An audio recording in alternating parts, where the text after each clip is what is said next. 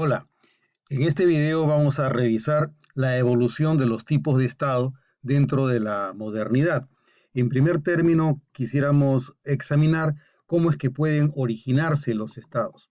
Los Estados pueden originarse de acuerdo a un doble criterio, según el inicio por la fuerza o por la evolución natural. Una conformación de Estados a partir de la fuerza es cuando nos encontramos en situaciones en las que una comunidad o una asociación de pobladores se enfrenta a otra, va acumulando fuerzas, va acumulando capacidad de coerción, invadiendo a otros, ganándoles las guerras, avanzando en mayor cantidad de territorio y mayor control de la población.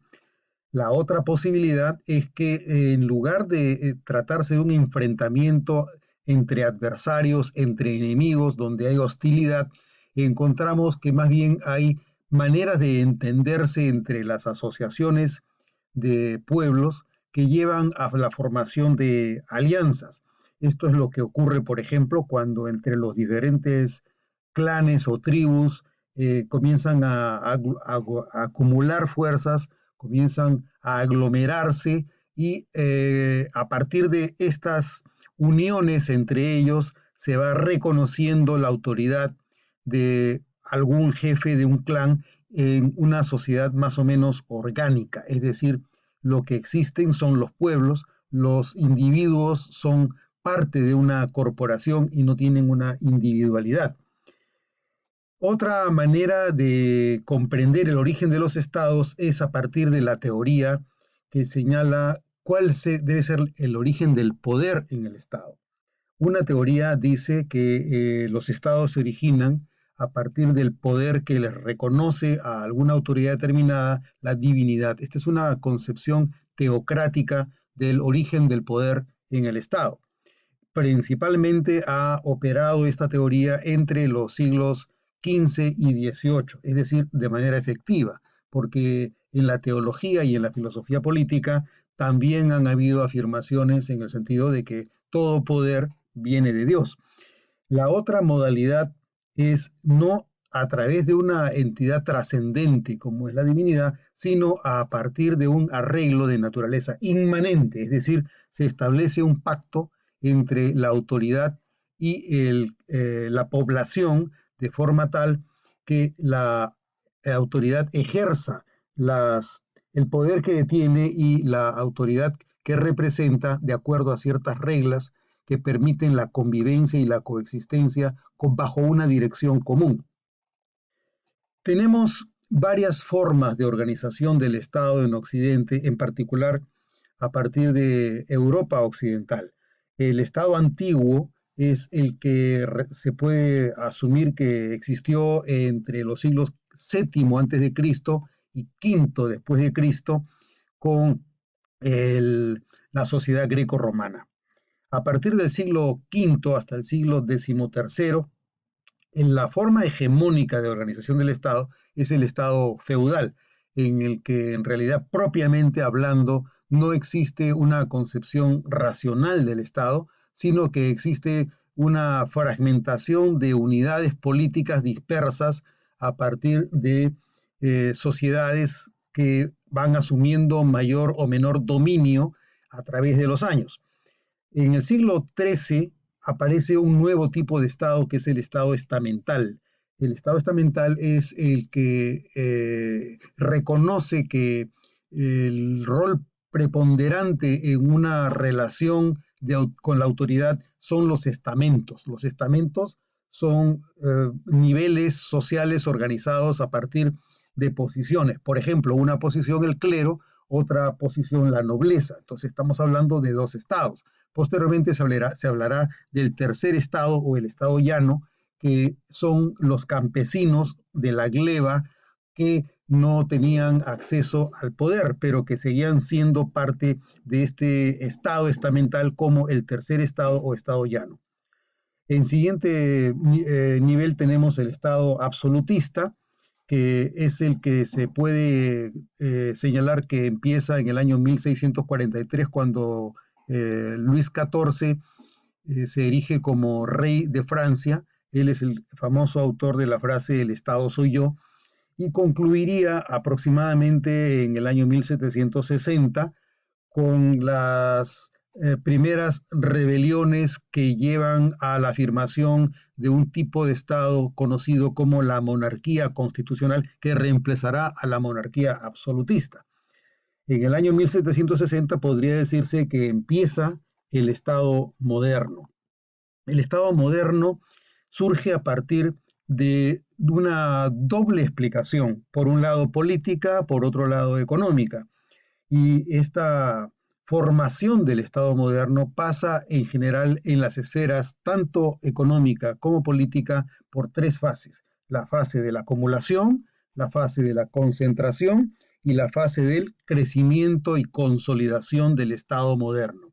Como vemos en la diapositiva, tanto podemos comprender que hay un fenómeno relacionado con la coerción como con el capital. La coincidencia entre la acumulación de coerción y de capital, luego, como segundo paso, de la concentración de la coerción y de la concentración del capital, permite el crecimiento del Estado, que va a proteger tanto su propia subsistencia como una forma de organización abstracta y racional despersonalizada frente a la población y frente a la personalización de la autoridad que caracterizó la fase anterior al Estado moderno, que era principalmente la monarquía. Luego tenemos otra manera de comprender el Estado moderno a partir de tres ejes centrales: el eje del orden y de la libertad frente al eje de la libertad y la igualdad.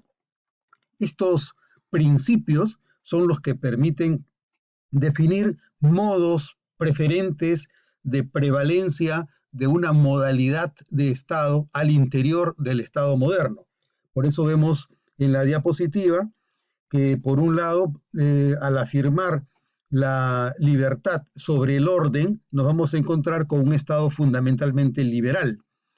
Si afirmamos el orden en relación con la libertad, vamos a encontrar un Estado absolutista, totalitario o autoritario.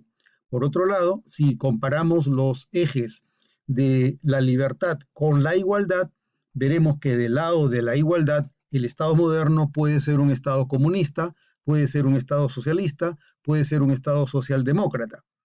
Por eso es que también podemos cruzar los diferentes tipos de Estado y encontrar que cuando existe un Estado en el que se afirma el orden y la igualdad, nos encontramos ante una modalidad de Estado moderno democrático. Cuando afirmamos un tipo de Estado en el que se prefiere la igualdad sobre la libertad, afirmamos que estamos ante un tipo de Estado social. Frente a estos dos ejes que permiten la explicación de la naturaleza del Estado, podemos ver cómo, recordando la diapositiva en la que veíamos las tres fases de la coerción y del capital como acumulación, concentración y crecimiento del Estado, que en esta diapositiva vemos cómo hay cuatro cuadrantes si comparamos el eje de la libertad con el orden y si comparamos el eje del intervencionismo estatal frente a la economía de mercado. El Estado moderno puede ser clasificado según estas diferentes cuatro opciones en cada uno de los diferentes cuadrantes, según donde se ubique una sociedad determinada para relacionar la mayor o menor intervención estatal, la mayor o menor libertad de mercado o la mayor o menor cantidad de orden frente a la libertad. Por eso vemos que en el eje del orden y de la libertad, en el eje del orden se encontrarían estados conservadores basados en la jerarquía, el autoritarismo y el comunitarismo, frente al eje de la libertad, donde los tipos de Estado moderno más importantes serían los del liberalismo económico, que favorece la autonomía individual. Hemos visto en alguna ocasión las referencias que se hace al neoconstitucionalismo.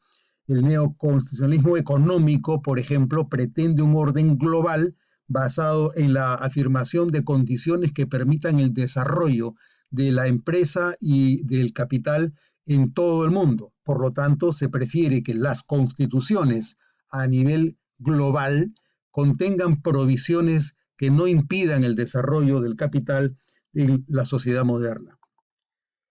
En la diapositiva que tenemos delante, vemos nuevamente un eje, el eje de la igualdad y de la libertad, y el eje del intervencionismo y control económico frente a la economía de mercado. Y vemos que están punteados los diferentes niveles en los que se puede encontrar la relación entre los dos ejes, el eje igualdad-libertad y el eje intervencionismo o libertad de mercado. Por eso es que cuando cruzamos un eje con el otro eje, advertimos que hay diferentes tipos de Estado y también diferentes tipos de economía. Para empezar con la economía, veríamos que a mayor cantidad de libertad y a mayor cantidad de economía de mercado, vamos a tener un sistema con economía de libre mercado. Como vemos, 10 puntos para economía de mercado y aproximadamente 9 puntos para la libertad. En el eje que está incluso más allá de las posibilidades del sistema, están las posiciones que pretenden la eliminación del Estado, como son las pretensiones libertarias o anarquistas. Del otro lado, vemos también que al contrastar el eje de la igualdad y de la libertad, que es un eje político, frente al eje económico entre el intervencionismo y la economía del libre mercado, vemos que hay diferentes tipos de Estado. Tenemos contra mayor igualdad y mayor intervencionismo, las posibilidades de que nos encontremos próximos a un Estado comunista son más altas. Vamos avanzando y hay mayor cantidad de libertad, tenemos una mayor cantidad de economía de mercado, un Estado socialista. Vamos hasta el extremo opuesto, donde encontramos el Estado liberal, donde la mayor cantidad de fuerza va a tener la economía de mercado y también la preponderancia del factor libertad sobre el factor igualdad.